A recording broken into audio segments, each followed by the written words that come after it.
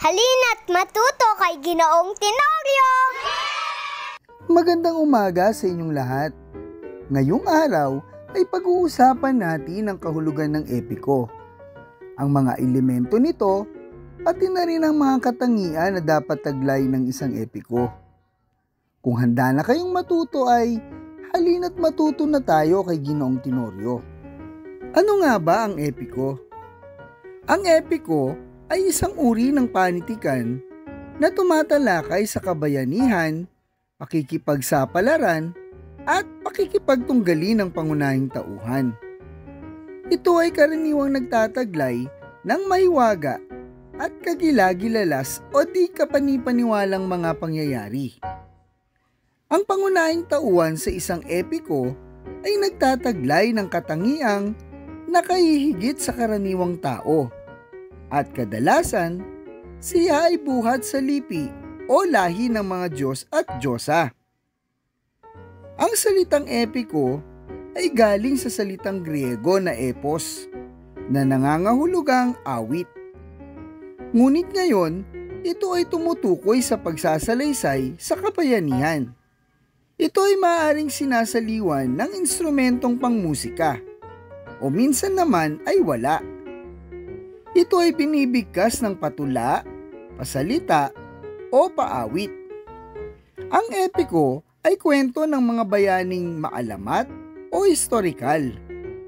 Binubuod nila ang kalikasan at mga ideolohiya ng isang bansa sa isang mahalagang panahon ng kasaysayan nito. Ano naman ang mga elemento ng epiko? Ang mga elemento ng epiko ay sukat at indayog. Sukat. Ito ay tumutukoy sa bilang ng pantig ng bawat taludtod na bumubuo sa isang saknong. Ang pantig naman ay tumutukoy sa paraan ng pagbasa. Indayog. Ito ang diwa ng tula. Isinasaayos nito ang epiko sa paraang maindayog o maaliw-iw. Ang mga uri ng sukat ay wawaluhing pantig, lalabindalawahing pantig, lalabing-animing pantig, at lalabing-waluhing pantig. Tugma. Sinasabing may tugma ang tula kapag ang huling pantig ng huling salita ng bawat taludtod ay magkakasintunog. Taludturan. Ito ay pagpapangkat-pangkat ng mga taludtod ng isang tula. Karaniwang 4 na taludtod ang bumubuo sa isang taludturan o saknong. Matalinghagang salita. Ang epiko ay ginagamitan ng matatalinghagang salita o idioma. Ang mga ito ay may kahulugang taglay na naiiba sa karaniwan.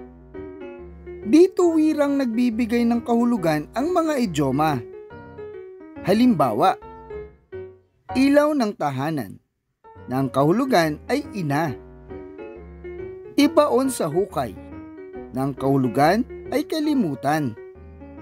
Hitik na hitik, nang ibig sabihin ay marami. Di mahulugang karayom, ang kahulugan matao. Balat sibuyas, ang ibig sabihin, sensitibo. Ang ikalimang elemento ng epiko ay ang banghay. Ito ay ang pagkakasunod-sunod ng pangyayari. Binubuo ito ng simula, saglit na kasiglahan, kasukdulan, kakalasan, at wakas.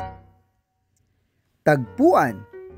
Tumutukoy ito sa lugar at panahon kung saan at kailan naganap ang mga pangyayari. Tauhan. Ito ay isang mahalagang elemento ng epiko. Ang mga tauhan sa epiko ay nagtataglay ng supernatural o di pangkaraniwang kapangyarihan. Ano naman ang mga katangian ng epiko? Una, may mahabang listahan ng mga tauhan. Paggamit ng mga bansag sa pagkilala sa tiyak na tao. May mga inuulit na salita. Malatalata sa paghahati o dibisyon sa mga serye ng kanta. Kasaganahan ng mga imahe at kalikasan tulad ng halaman, hayop, mga bagay sa kalangitan at iba pa. Kadalasang umiikot sa bayani at sa kanyang mga mahihiwagang nilalang, anting-anting at ang paghahanap sa kanyang minamahal o magulang. Ito rin ay maaaring tungkol sa panliligaw o pag-aasawa. Ang mga halimbawa ng mga kilalang epiko sa Pilipinas ay Hudhod at Alim ng Ipugaw, Ibalong o Hadyong ng Bicol, Biyag ni Lamang ng mga Ilocano, Darangan ng mga Maranao, Agyo ng mga Ilianon Manobo, Maragtas ng Visayas, Ulalim ng Kalinga, at Hinilawod ng Panay. O ayan, nawa ay may natutunan kayo sa paksang ating tinalakay. Magkita-kita tayong muli para sa isa na namang makabuluhang paksa. Muli, ito si Ginoong Tenorio na nagsasabing, edukasyon ang iyong susi sa pangarap mong minimithi. Paalam!